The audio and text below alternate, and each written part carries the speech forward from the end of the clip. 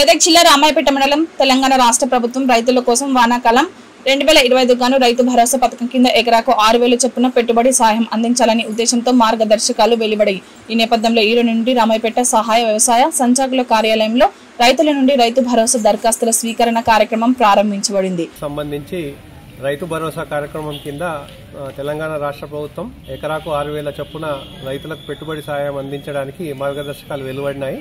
దీనికోసం రైతులు తమ పట్టాదారు పాస్ పుస్తకం, ఆధార్ కార్డు, బ్యాంకు ఖాతాతో పాటుగా ఫోన్ నంబర్ వివరాలను అందించాల్సి ఉంటుంది। ఈ నెల 5వ తారీఖు 6వ నెల 2025 లోపు ఎవరికైతే పట్టాదారు పాస్ పుస్తకాలు ఉన్నాయో వాళ్ళందరూ కూడా ఈ పథకానికి అర్హులు। ఇది అప్లై చేయడానికి చివరి తేదీ 26/20/2025 మాత్రమే। తప్పనిసరిగా రైతులందరూ కూడా 18వ తారీఖు లోపు మాత్రమే దరఖాస్తులు అందజేసినట్టయితే వాటి వివరాలన్నీ కూడా ఆన్లైన్ చేసి మనం ప్రభుత్వానికి పంపించే అవకాశం ఉంటుంది। రామాయంపేట మండల వ్యాప్తంగా సుమారుగా 227 మంది రైతులకు కొత్తగా పట్టాదారు పాస్ పుస్తకాలు వచ్చినాయి। వీరు మాత్రమే రైతు భరోసాకు అప్లై చేయాల్సి ఉంటుంది। ఇంతకుముందు రైతు భరోసా వచ్చిన రైతులు ఎవరు కూడా మళ్లీ దరఖాస్తు ఇవ్వాల్సిన పని లేదు।